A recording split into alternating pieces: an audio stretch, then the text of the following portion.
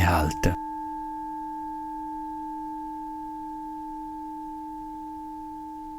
Ankommen.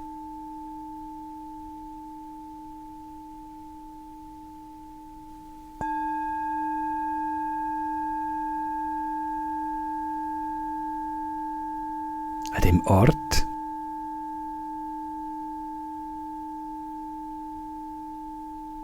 auf dem Platz.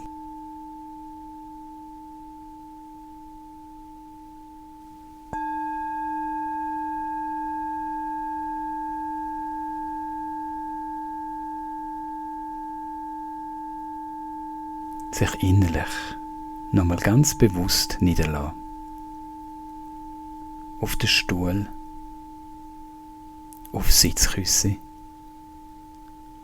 auf die Matte. Den Körper wahrnehmen, wie er da sitzt. Aufrecht, würdevoll und doch so entspannt wie möglich. Den Körper wahrnehmen, wie er im Kontakt mit der Welt ist. Über die Unterlage, mit dem Boden. Wahrnehmen, wie er atmet und sich im Rhythmus vom Atem sanft bewegt.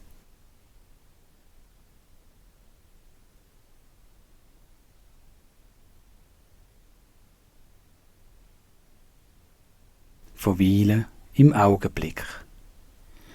Über die nächsten 9 Atemzüge einfach nur im Sein verweilen. Sitzend, atmend.